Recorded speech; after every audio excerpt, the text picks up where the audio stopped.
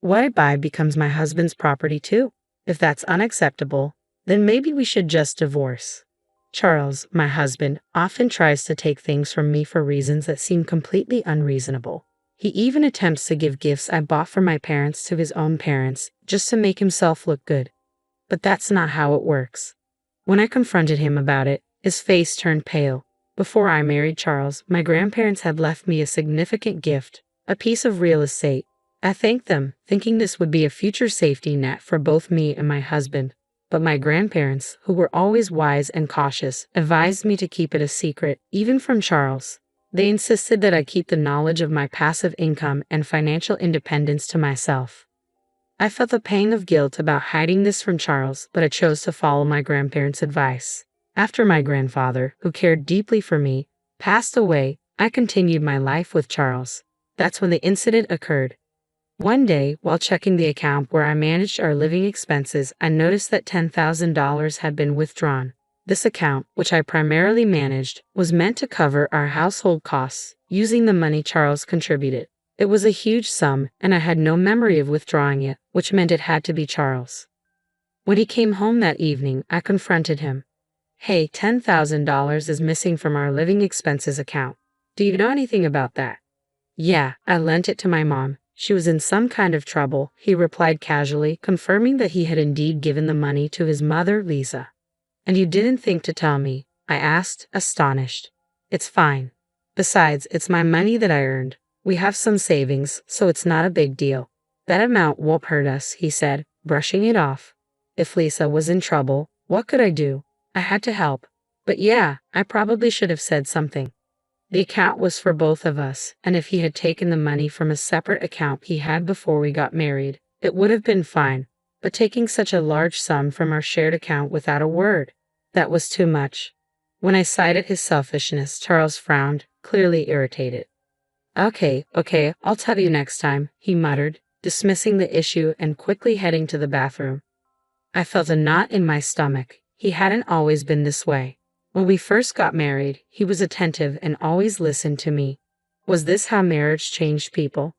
A few days later, I had no choice but to visit my in-laws' house to drop off a package that had been mistakenly delivered to us.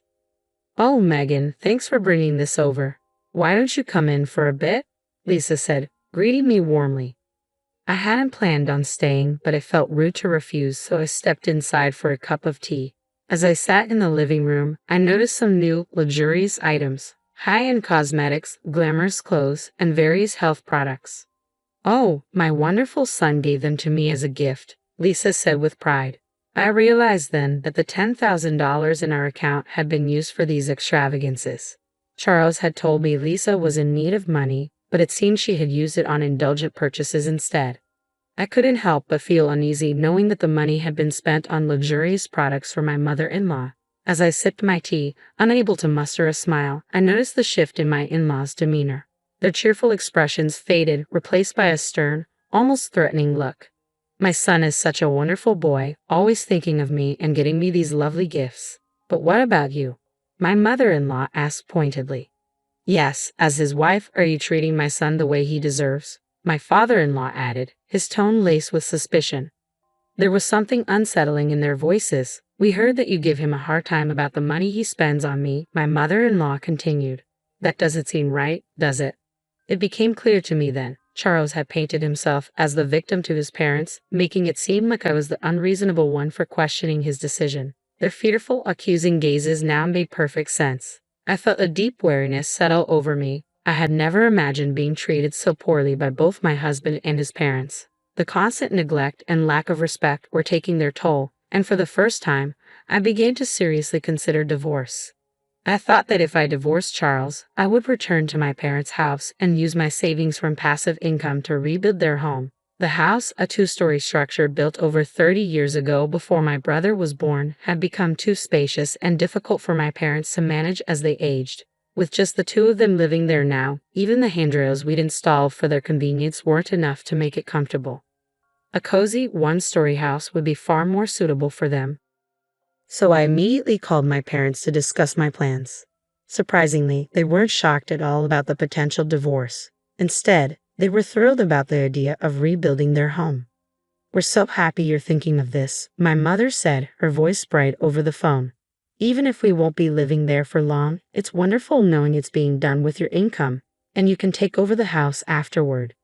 Thank you, my father added. But remember, take it easy and don't overdo it. Their encouraging words lifted my spirits, and I set about planning the rebuild. I was waiting to hear back from the construction company when Charles suddenly confronted me. How dare you use our savings to build a house without telling me anything about it? He shouted as soon as we sat down in the living room. He banged his fists on the table, his face contorted in anger, completely disregarding my feelings. My parents will live in the new house, I replied, trying to stay calm. No, that's not happening. It was built with our joint property, so my parents have just as much right to live there, he insisted, his voice growing louder. Are you seriously planning to cram 4 people into that little one-story house? Shut up and just give me the house, Charles screamed, slamming his fists on the table again. I realized that if he knew about my passive income, his rage would only intensify. But at that moment, I decided it was time to tell him the whole truth. To tell you the truth, I said, steadying my voice, I have passive income. I've actually been saving money from the real estate my grandparents gifted me, I explained. The house is being paid for with that passive income, so I didn't take a penny from our joint funds. Guilt tugged at me for breaking my promise to keep this secret, but Charles's reaction confirmed my grandparents' wisdom. His shoulders tensed, and he began pounding the table even harder. What kind of wife hides the fact that she has her own income? He yelled, his face turning red with anger. You play around with my money while protecting your own, keeping it a secret from me. Watching him lose control, I realized why my grandparents had warned me to keep this hidden. Maybe they had already seen through Charles, knowing what kind of man he truly was. I'll take the house as alimony, he snarled. The house you built as my wife is mine too. I'm the head of this family, and if you disobey me, I'll divorce you. His words filled me with nothing but dismay. How had I lived with this man for so long without realizing his true nature? Initially, I had planned to use my passive income as a safety net, something to rely on if we ever face financial hardship due to illness or job loss. I intended to reveal it when the time was right to help sustain our life together.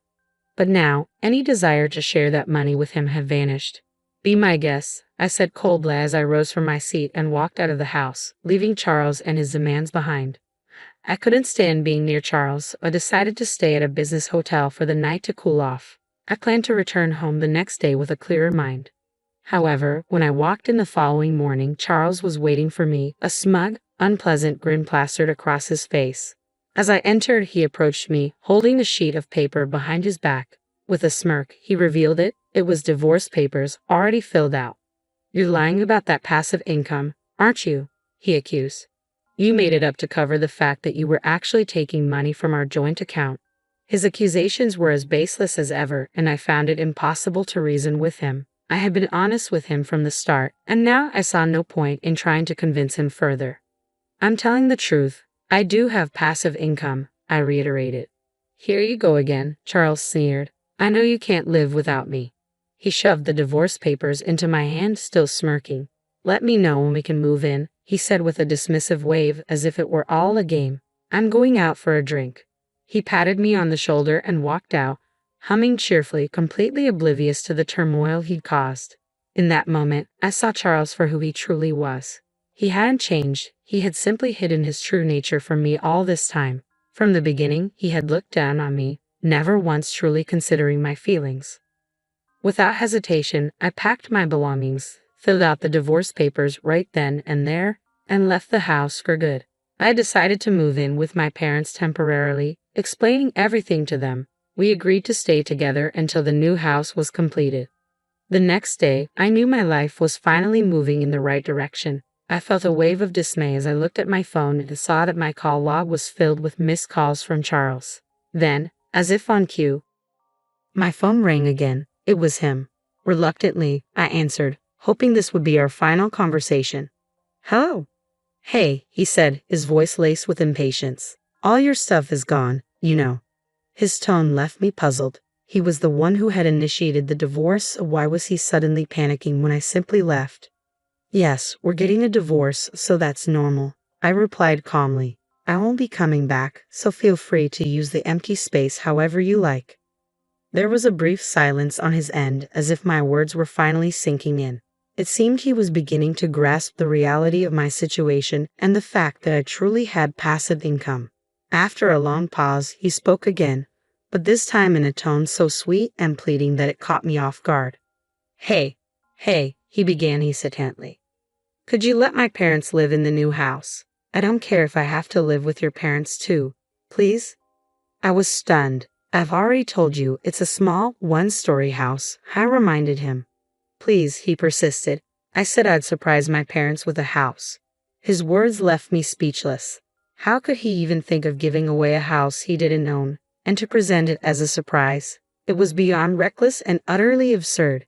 You don't really care about the savings, do you? He added, his voice almost pleading.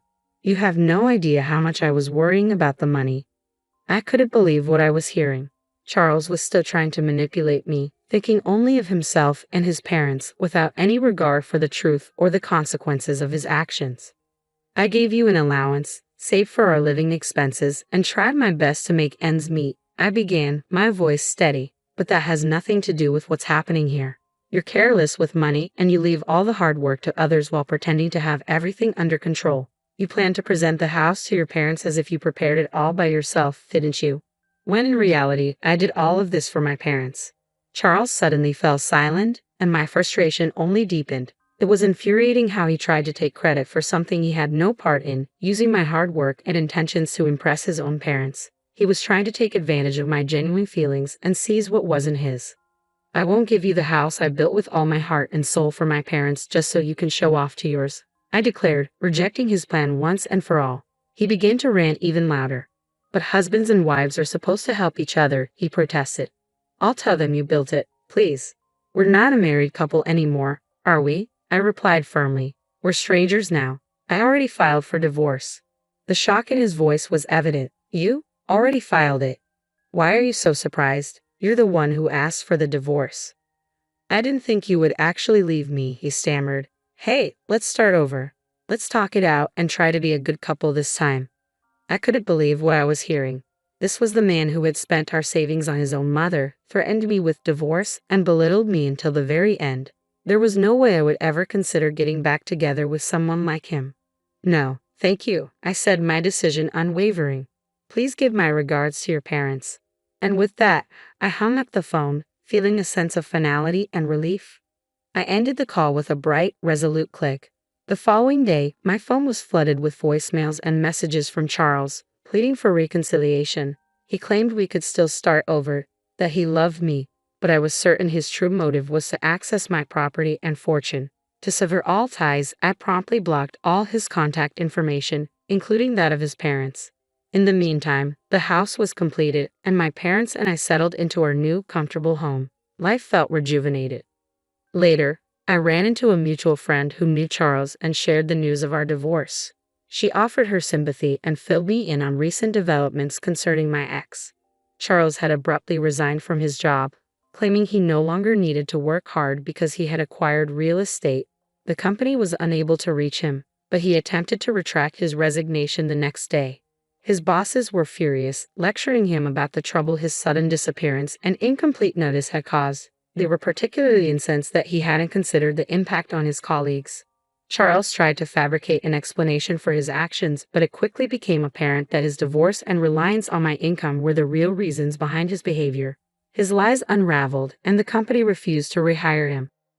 It was ironic that Charles, who had once dismissed my passive income as a lie, was now trying to exploit it while parading his ill-gotten gifts to his parents. He never thought about me or our future. Reflecting on this, I felt nothing but relief. I heard that Charles had moved back in with his parents, but they were reportedly harsh with him. He struggled to find a new job due to the circumstances of his departure from his last one. It seemed he was finally facing the consequences of his actions. As for me, I'm thriving. Living in the house I built for my parents, pursuing the job I've always wanted, and enjoying life. My passive income now supports those who genuinely care for me. I feel at peace and content with how things have turned out.